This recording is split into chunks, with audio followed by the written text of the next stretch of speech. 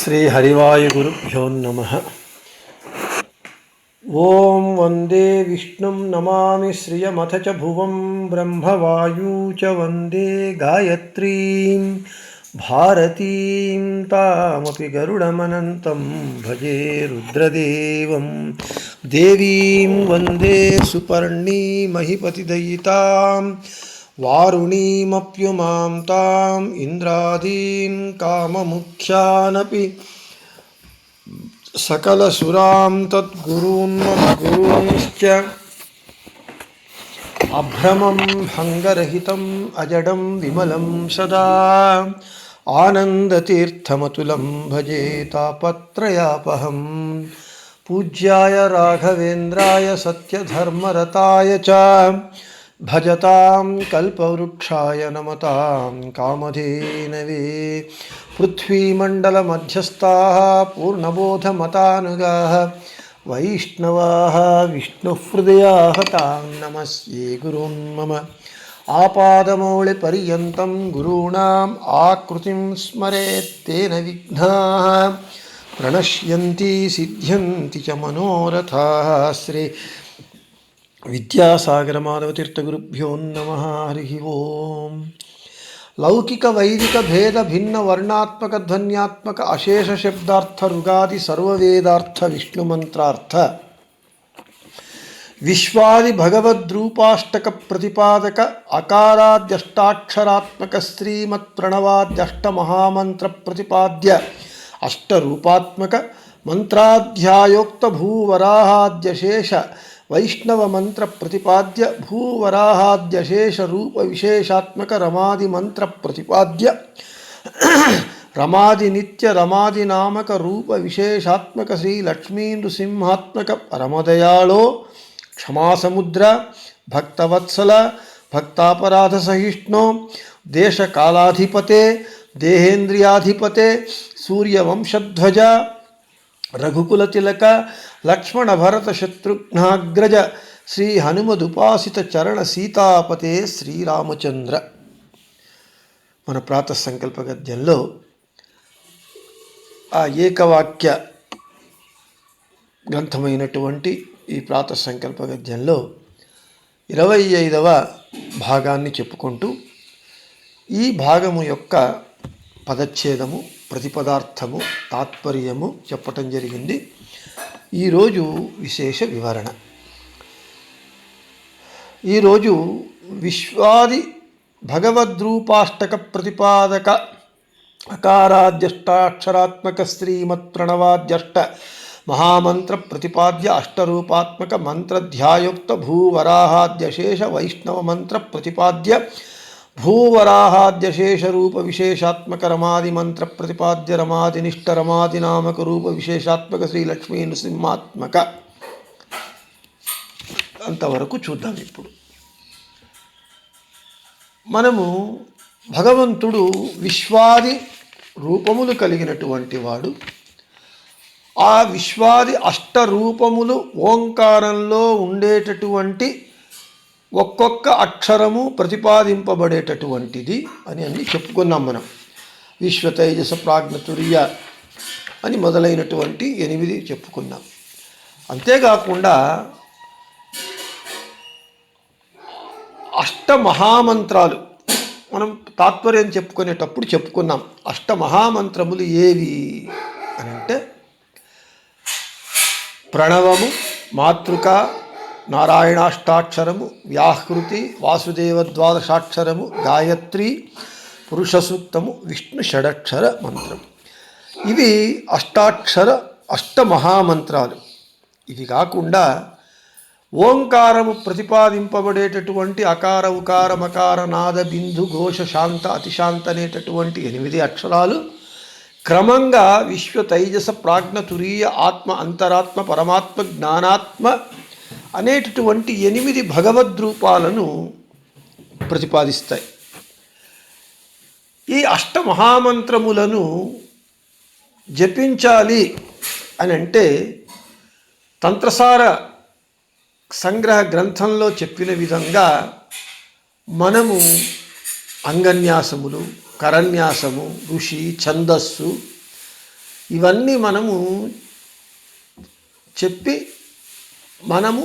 మన కరములు మన వేళ్ళు మనము పవిత్రులమైన తరువాత ఈ అష్టమహామంత్రములను మనము జపించాలి. ఈ అష్టమహామంత్రములు జపిస్తే కానీ మనము ప్రతిమార్చన చేయడానికి పూర్ణ అధికారము మనకు రాదు. తత్వకాన్యాస మాతృకాన్యాస సహితంగా ప్రతిమార్చన చెయ్యటానికి ఈ అష్టమహామంత్రములను జపించాలి. ఈ అష్టమహామంత్రములను జపించడానికి పంచాంగ న్యాసములు చేయాలి. ఋషి దేవత ఛందస్సు ఇవన్నీ చెప్పి మనము శాస్త్రోక్తంగా ఆ జపములను జపించినప్పుడు తత్వకాన్యాస మాతృకాన్యాస సహితంగా ప్రతిమార్చన చేయడానికి మనకు అధికారం కలుగుతుంది. ఇవన్నీ కూడా గురుముఖేన ఉపదేశం పొంది చేయాలి. అంతేకాకుండా ఇంకా చెబుతూ ఉన్నారు రాఘవేంద్ర గురు సార్వభౌముల వారు, ఇది కాకుండా ఇవి తప్పనిసరిగా చేయాలి. అయితే భూవరాహాద్యశేష రూప విశేషాత్మక రమాదిమంత్ర ప్రతిపాద్య రమాదినిష్ట రమాదినామక రూప విశేషాత్మక శ్రీలక్ష్మీ నృసింహాత్మక భూవరాహము మొదలైనటువంటి భగవద్రూపములను కూడా గురూపదేశము పొంది ధ్యానించాలి. ఆ మంత్రములను జపించాలి. జపించి ఐహిక ఆముష్మికాది సకల పురుషార్థముల సిద్ధిని పొందాలి. ఈ అష్టమహామంత్రములు తత్వకాన్యాస మాతృకాన్యాసములు తప్పనిసరిగా చేయవలసినవి. అయితే ఈ భూవరాహాది మంత్రములు ఐచ్ఛిక మంత్రములు. మన సాధన కొరకు మనము జపసిద్ధి కొరకు చేయవలసినవి. అది మనము ఇష్టమై చేతనైతే చేయవచ్చు ఐచ్ఛిక మంత్రములు. ఇక ధన్వంతరి మొదలైనటువంటి మంత్రాలు కూడా మనము జపించి ఐహికమైనటువంటి రోగము మొదలైనటువంటి వాటిని పరిహరించుకొని అన్నింటికంటే పెద్ద రోగమైనటువంటి భవం అనేటటువంటి భవ రోగాన్ని కూడా పరిహారం చేయగలిగేటటువంటి మంత్రాలు భగవంతుని మంత్రాలన్నీ కూడా. ఇవన్నీ కూడా మనము అభ్యాసం చేయాలి అంటే గురుముఖేన ఆచార్యుల వారి చేత రచింపబడినటువంటి తంత్రసార సంగ్రహము ప్రకారంగా ఉపదేశం పొంది మనము మంత్ర జపం చేయాలి, జపసిద్ధిని పొందాలి. ఈ విషయాన్నే రాఘవేంద్ర గురు సార్వభౌముల వారు ఈ చిన్న గ్రంథమైనటువంటి ప్రాతఃసంకల్ప గద్య గ్రంథంలో మనకు వివరిస్తూ ఉన్నారు. ఇటువంటి ఈ మంత్రముల ప్రతిపాద్యుడైనటువంటి శ్రీ లక్ష్మీ నృసింహాత్మక భగవంతుణ్ణి మనము ఉపాసన చేసేటప్పుడు లక్ష్మీ సహితంగా ఉపాసన చేయాలి. కానీ లక్ష్మిని వదిలి భగవంతుణ్ణి ఉపాసన చేయటం కానీ, లక్ష్మీదేవి డబ్బుకు అభిమాని దేవత కాబట్టి నాకు డబ్బు మాత్రం చాలు అని భగవంతుణ్ణి వదిలి లక్ష్మీదేవిని మాత్రం ఉపాసన చెయ్యటం కానీ చెయ్యకూడదు. ఎందుకంటే వారిద్దరూ అవిభక్త దంపతులు. లక్ష్మీదేవి భగవంతుని యొక్క అవిభక్త కుటుంబిని, సర్వకాల సర్వావస్థలయందు సదా భగవంతుని స్థానంలో వాసం చేసుకున్నటువంటి ఆమె. కాబట్టి భగవంతుణ్ణి ఉపాసన చేసేటప్పుడు లక్ష్మీ సహితంగా, అందుకే అన్నారు రమాది భూవరాహాద్యశేష రూప విశేషాత్మక రమాది మంత్ర ప్రతిపాద్య రమాదినిష్ట రమాదినామక రూప విశేషాత్మక శ్రీలక్ష్మీ నృసింహాత్మక అని. కాబట్టి లక్ష్మీ సహితమైనటువంటి భగవద్రూపాన్ని మాత్రమే మనము ఉపాసన చేయాలి. అలా ఉపాసన చేసేటటువంటి లక్ష్మీ నృసింహాత్మక భగవంతుడు అకారము నుండి క్షకారము వరకు ఒక్కొక్క వర్ణ అమ్మజాయ నమః, ఆం ఆనందాయ నమః, ఈ ఇంద్రాయ నమః, ఈ ఈశాయ నమః అని ప్రారంభించుకొని క్షం లక్ష్మీ నరసింహాయ నమః అని లౌకిక వైదిక భేద భిన్న వర్ణాత్మక ధ్వన్యాత్మక అశేష శబ్దార్థ రుగాది సర్వవేదార్థ విష్ణు మంత్రార్థ అని రాఘవేంద్ర స్వాముల వారు ఈ ప్రాతఃసంకల్ప గద్య ప్రారంభంలోనే చెప్పినట్లుగా భగవంతుడు అన్ని వర్ణముల శబ్దముల ప్రతిపాద్యుడు, సర్వశబ్దవాచ్యుడు, సర్వవర్ణ ప్రతిపాద్యుడు, సర్వధ్వని ప్రతిపాద్యుడు.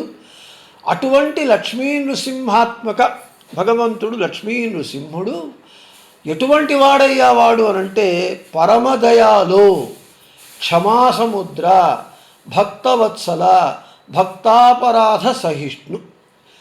ఈ మన స్వామి ఎటువంటి వాడయ్యా అంటే పరమదయామయుడు. ఎవడయ్యా అత్యంత దయామయుడు అంటే జగత్తునందు భగవంతుని అంత దయామయుడు ఈ జగత్తునందు ఎవ్వరూ లేరు. ఎందుకు వాడు అంత దయామయుడు అని అంటే మనము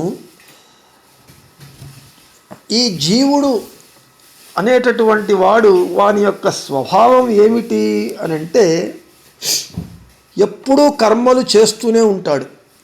దుఃఖృంకరణే అని జీవుడు స్వభావం చెయ్యటం అనేటటువంటిది వాని లక్షణం. క్షణమపి జాతుతిష్ఠత్ అకర్మకృతు. ఒక్క క్షణమైనా జీవుడు కర్మ చెయ్యకుండా ఉండలేడు. అది దైహికంగా వాచనికంగా వాడు కర్మ చెయ్యకుండా ఊరికే కూర్చున్నా మానసికంగా మాత్రము వాడు ఎప్పుడూ పని చేస్తూనే ఉంటాడు. అందుకే మనము కాయేన వాచ మనసేంద్రియైర్వా బుద్ధ్యాత్మనా వా అనుసృత స్వభావాత్ కరోమి యజ్జసకలం పరస్మై నారాయణాయేతి సమర్పయామి. నేను త్రికరణములతో కాయ వాచ మనస బుద్ధితో అన్ని ఇంద్రియములతో చేసేటటువంటి అన్ని కర్మలను ఆ నారాయణునికి సమర్పిస్తూ ఉన్నాను అని చెప్తాం మనం.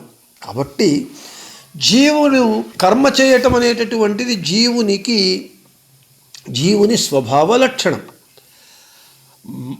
ఆ కర్మ చేసేటప్పుడు తప్పొప్పులు దొర్లటం అనేటటువంటిది సహజం. అందులోనూ తప్పు చేయటం అనేటటువంటిది జీవుని లక్షణం. అందుకే ఇంగ్లీష్లో ఒక సామెత ఉన్నది, ఎర్ర్ ఈజ్ హ్యూమన్ అని. తప్పు చేయటం అనేటటువంటిది మనిషి సహజ గుణము. ఒక కర్మ చేసేటప్పుడు తప్పొప్పులు జరుగుతాయి, తెలిసో తెలియకో జ్ఞాతాజ్ఞాత దోషములుంటాయి. అయితే మనము చేసేటటువంటి అన్ని కర్మలకు త్రికరణములతో మనము చేసేటటువంటి అన్ని కర్మలకు భగవంతుడు సాక్షీభూతుడుగా ఉంటూ ఉన్నాడు. సకల కర్మల సాక్షిగా అతను ఉంటూ ఉన్నాడు, సర్వత్ర వ్యాప్తుడై. అందుకే భగవద్గీత చెబుతుంది, సర్వారంభాహి దోషేణ ధూమేన అగ్నిరావావృత. అగ్ని ఎలా ధూమముతో పొగతో కప్పబడి ఉంటుందో, పొగతో కలిసి ఉంటుందో అగ్ని, అదేవిధంగా మనుష్యుడు చేసేటటువంటి కర్మలన్నీ దోషముతో కూడుకొనే ఉంటాయి. ఇది భగవద్గీత చెప్పినటువంటి మాట.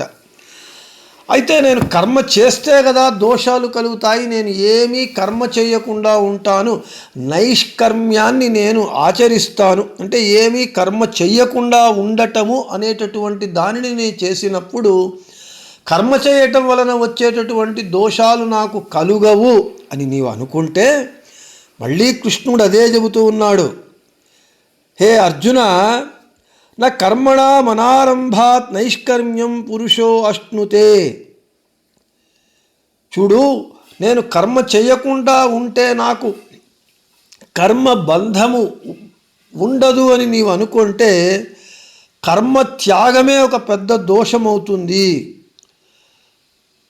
అదే భగవంతుడు చెబుతూ ఉన్నాడు, కర్మ చెయ్యటం అనేటటువంటిది జీవుని స్వభావం అయితే కర్మ చేయటం వలన బంధము కలుగుతుంది అని అనుకొని నీవు కర్మ చెయ్యకుండా ఉంటే అంటే కర్మ త్యాగం చేస్తే, కర్మ చేస్తే వచ్చేటటువంటి దోషముల కంటే కర్మ చేయకుండా నైష్కర్మ్యత్వాన్ని నిష్క్రియాత్వాన్ని నీవు ఆచరిస్తే అది ఇంకా పెద్ద దోషమవుతుంది అని కృష్ణుడు చెబుతూ ఉన్నాడు.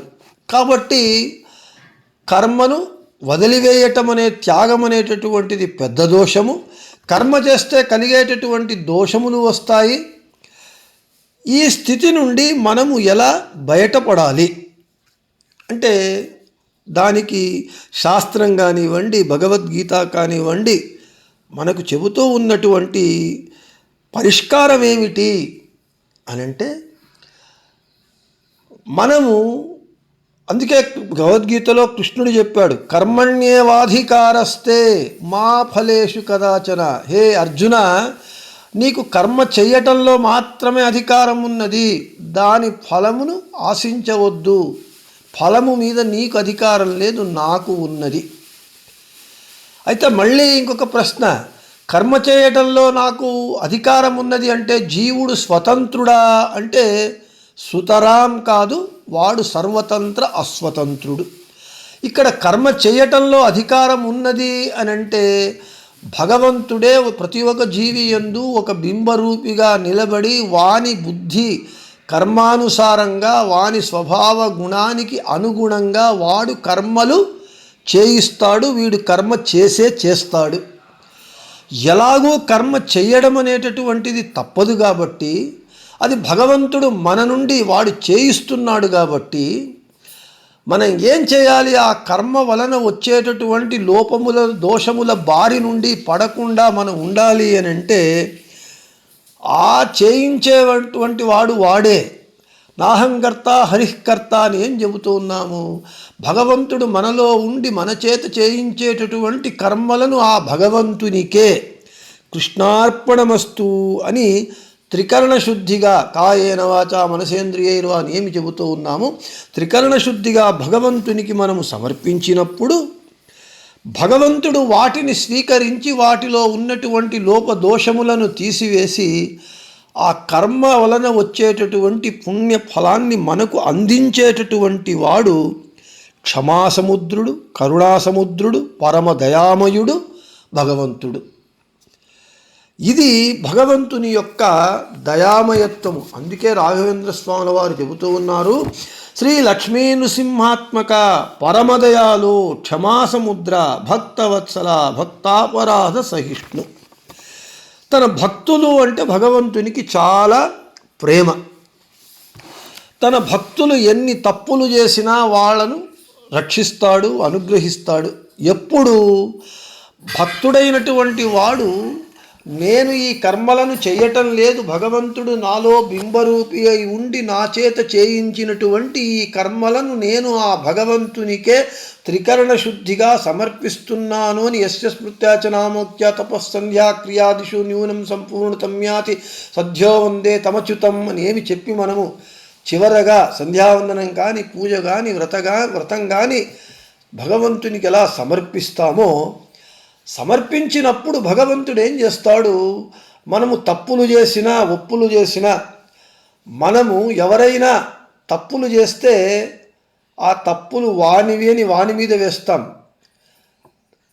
మంచి చేస్తే నేను చేశానని చెప్పుకుంటాం. అయితే మనుష్యుని యొక్క నైజం ఎలాంటిది అంటే, మంచి చేస్తే నేను, తప్పు చేస్తే వేరే వాని మీద నిందను వేస్తాం. అయితే భగవంతుడు మనము చేసినటువంటి పాప పుణ్య కర్మలను అన్నింటినీ వానికి సమర్పిస్తే వాడు నేను తీసుకోను అని తిరస్కరించడు. మనము భక్తితో పాపకర్మలైనా పుణ్యకర్మలైనా వానికి సమర్పించినప్పుడు వాడు క్షమాసముద్రుడు, పరమదయామయుడు, భక్తాపరాధ సహిష్ణుడు కాబట్టి వాటిని వాడు స్వీకరించి వాటిలో ఉన్నటువంటి దోషములను పాపములను పరిహరించి ఆ పుణ్య ఫలాన్ని మనకు అందించేటటువంటి పరమ కరుణాసముద్రుడు మనస్వామి. కాబట్టి కర్మ చేయటం ఎలాగూ తప్పదు. ఆ చేసినటువంటి కర్మను వానికి త్రికరణ శుద్ధిగా సమర్పించాలి. ఎందుకయ్యా మనము తప్పులను చేస్తాము? నేను మిస్టర్ పర్ఫెక్ట్, 100% పర్ఫెక్ట్, నేను తప్పులు చెయ్యను అని ఎవడూ అనుకోవడానికి సాధ్యం లేదు. ఎందుకంటే నేను ఇప్పుడే చెప్పినట్లుగా తప్పులు చేయటం అనేటటువంటిది మనిషి సహజ గుణమైతే ఇది కలియుగము, కలి ప్రభావం చేత దేవతలే తప్పులు చేస్తూ ఉన్నప్పుడు ఇక్కడ సామాన్య మనుష్యులు మనము తప్పులు చేస్తాం. కాబట్టి వాటిని భగవంతునికి సమర్పిస్తే వాడు స్వీకరించి మనలను అనుగ్రహిస్తాడు అని చెబుతూ ఉన్నారు. కాబట్టి చివరికి ముక్తియోగ్య జీవులైన అసురావేశంతో తప్పులు చేస్తారు. అటువంటి తన భక్తులు ఎప్పుడైతే ఆ కర్మలను తనకు సమర్పిస్తే భగవంతుడు వారిని ఆ తప్పుల బారి నుండి రక్షిస్తాడు. అందుకే మనం ఒక వ్రతము పూజ అయిన తరువాత అపరాధ సహస్రాణి క్రియంతే అహర్నిశం మయా తాని సర్వాణి మే దేవ క్షమస్వ పురుషోత్తమ అని చెబుతూ ఉన్నారు. ప్రతినిత్యము మనము చేసేటటువంటి కర్మలందు వేలకు వేలు అపరాధములు చేస్తూ ఉన్నాము. స్వామి, ఈ అపరాధములను నీవు క్షమించు అని భగవంతుణ్ణి ప్రార్థిస్తాం.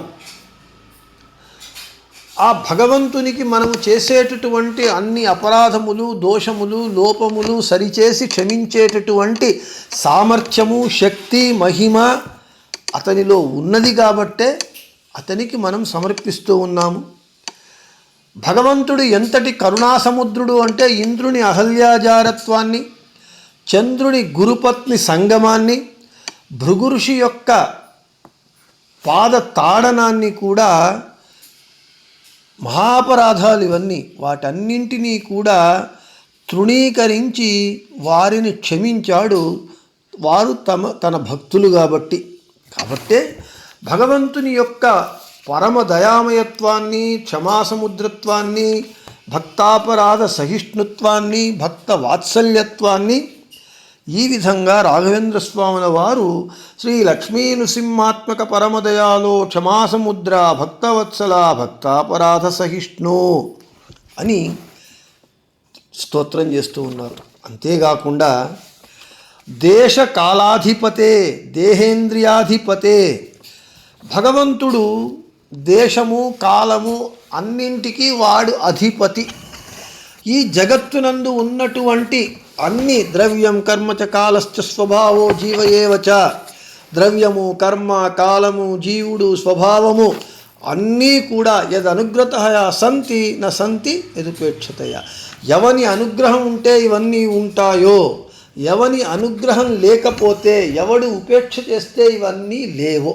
అంటే దేశము కాలము అన్నింటి మీద అన్ని భగవంతునికి ప్రభుత్వం ఉన్నది, అధికారం ఉన్నది, వాని యొక్క అధీనములో అన్నీ ఉన్నాయి. ఎందుకంటే వాడు సర్వతంత్ర స్వతంత్రుడు కాబట్టి, ఇవన్నీ కూడా సర్వతంత్ర అస్వతంత్రము కాబట్టి. భగవంతుడు సూక్ష్మతమ కాలములో, సూక్ష్మతమదైనటువంటి దేశములో, ప్రదేశంలో వాడు ఎంతటి సమర్థుడు అనంటే సత్తత్వరత్నమాల చెబుతూ ఉన్నది.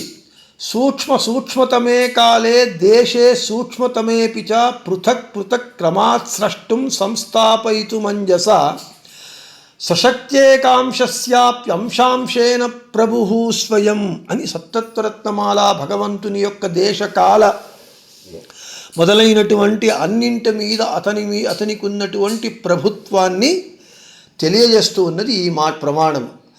సూక్ష్మతమమైనటువంటి కాలమునందు, సూక్ష్మతమమైనటువంటి ప్రదేశంలో అనంతమైనటువంటి విశ్వాలను ప్రత్యేకంగా, విశ్వం అంటే ఒకటే కాదు, అనంతమైనటువంటి విశ్వములు ఉన్నాయి ఈ సృష్టి యందు. వాటన్నింటినీ సూక్ష్మతమ కాలంలో, సూక్ష్మతమ ప్రదేశంలో ప్రత్యేకంగా సృష్టించి స్థాపిస్తాడు. ఎలా బహుకాలంగా పెద్ద పెద్ద ప్రదేశాలలో విశ్వాలను ఏ విధంగా సృష్టించి స్థాపించి పాలన చేస్తాడో, అదేవిధంగా సూక్ష్మకాలంలో, సూక్ష్మదేశంలో అనంత విశ్వాలను సృష్టించి స్థాపించి పోషించి చేయగల శక్తి సామర్థ్యాలు, అపారమైనటువంటి శక్తి సామర్థ్యము భగవంతుని అనంతానంత అంశములలో ఒక్క అంశము చేత మాత్రమే వీటన్నింటినీ సాధించగలిగినటువంటి శక్తి కలిగినటువంటి వాడు. అంటే భగవంతుడు ఇక్కడ ఏమి రాఘవేంద్ర స్వాముల వారు చెబుతున్నారు అని అంటే, మన మధ్వ సిద్ధాంత సారాన్ని, తత్వాన్ని అంతా ఒక క్యాప్సూల్గా మనకు చెబుతూ ఉన్నారు. ఏమని అంటే, అనంత కళ్యాణ గుణపరిపూర్ణుడు, సర్వశక్తుడు, సర్వసమర్థుడు, సర్వవ్యాప్తుడు, సర్వతంత్ర స్వతంత్రుడు, సర్వ నియామకుడు, సర్వ ప్రేరకుడు, అన్ని సూపర్లేటివ్ డిగ్రీసే. ఇక ఇన్ని శక్తి సామర్థ్యాలు భగవంతుడు కలిగి ఉన్నాడు కాబట్టి వాడే సర్వోత్తముడు అని చెబుతూ, ఇక నేను శ్రీహరియే దేహేంద్రియాధిపతి అని చెప్పుకున్నాం. దేహేంద్రియాధిపతి, దేశకాలాధిపతే. మన దేశము కాలము అధిపతి చెప్పుకున్నాం. మన దేహము ఇంద్రియము, మన దేహము, ఈ దేహంలో ఉండేటటువంటి ఇంద్రియములు అన్నింటికీ నియామకుడు ఎవరయ్యా అంటే, ఆయా ఇంద్రియాభిమాని దేవతలైతే ఆ ఇంద్రియాభిమాని దేవతలను నియంత్రించేటటువంటి, నియమన చేసేటటువంటి వారు జీవోత్తములైనటువంటి ముఖ్య ప్రాణులైతే, ఆ ముఖ్య ప్రాణులను నియంత్రించి ప్రేరించి ప్రేరకుడై ఉండేటటువంటి వాడు ఎవడయ్యా అంటే విష్ణువు, భగవంతుడు. కాబట్టి సర్వేంద్రియాభిమానిస్థ ముఖ్య ప్రాణస్థ విష్ణునా ప్రేరిత శ్రీ చతుష్ట్యర్థం కరిష్యే కర్మచాఖిలం అని మనము నిత్యము చెప్తాం. అంటే దేహేంద్రియాసు హృదయాన్ని చరంతి ఏన సంజీవితాని తదైవహి పరం నరేంద్ర, భాగవతం చెబుతూ ఉన్నది. సర్వదేహములు, ఇంద్రియములు, ప్రాణము, మనస్సు మొదలైనటువంటి అన్నింటినీ తన స్వశక్తి చేత ఉద్దీపన చేసి వాటి చేత కార్యములను చేయించేటటువంటి వాడు నారాయణుడు ఒక్కడే. అది మన బింబరూపి భగవంతుడు ఒక్కడే. అందరి యందు బింబరూపి అయి ఉండి అన్ని కార్యములను చేయించేటటువంటి వాడొక్కడే, శ్రీహరి ఒక్కడే. ఇదే విషయాన్ని మమస్వామి హరిర్నిత్యం సర్వస్య పతిరేవచ, నా స్వామియే అందరికీ స్వామి, వాడు నిత్యుడు అని చెబుతూ ఉన్నది.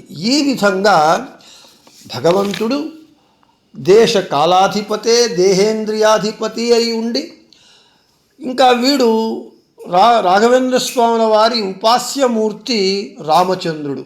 అదే చెబుతూ ఉన్నారు. సూర్యవంశధ్వజ, సూర్యవంశానికి ధ్వజము వలె ఉండేటటువంటి వాడు, రఘుకుల తిలకుడు, రఘుకులానికి తిలకప్రాయుడు, లక్ష్మణ భరత శత్రుఘ్నాగ్రజ, లక్ష్మణ భరత శత్రుఘ్నులకు అన్న అయినటువంటి వాడు, హనుమదుపాసిత చరణ సీతాపతే శ్రీరామచంద్ర, జీవోత్తములైనటువంటి వాయుదేవుల అవతారమైనటువంటి హనుమంతుని చేత ఉపాసింపబడేటటువంటి చరణములు కలిగిన సీతాపతి అయినటువంటి హే శ్రీరామచంద్ర అని రాఘవేంద్ర గురు సార్వభౌముల వారు ఈ పంక్తి భాగంలో విశేషంగా భగవంతుని యొక్క గొప్పదనాన్ని, వాని యొక్క సర్వోత్తమత్వాన్ని, వాని యొక్క సర్వవ్యాప్తిత్వాన్ని, సర్వతంత్ర స్వాతంత్ర్యత్వాన్ని, సర్వ నియామకత్వాన్ని, సర్వ ప్రభుత్వాన్ని, అంటే ఒక్క మాటలో చెప్పాలంటే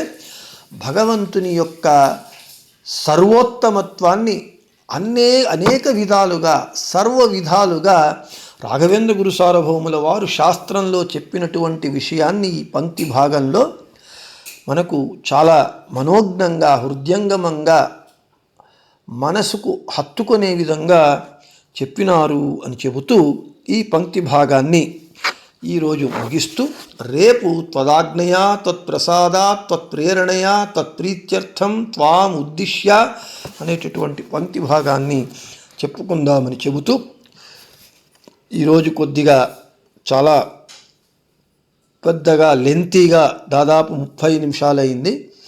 అయితే ఒక స్లాట్గా ఒకేసారి చెబితే విషయం బాగుంటుంది అనే ఉద్దేశంతో 30 నిమిషాల యొక్క ప్రవచనం చెప్పటం జరిగింది. దీనిని శ్రోతలు విని ఆస్వాదించి ఆనందిస్తారు అని భావిస్తూ శ్రీకృష్ణార్పణమస్తు, మద్భేషార్పణమస్తు. అందరికీ శుభమస్తు.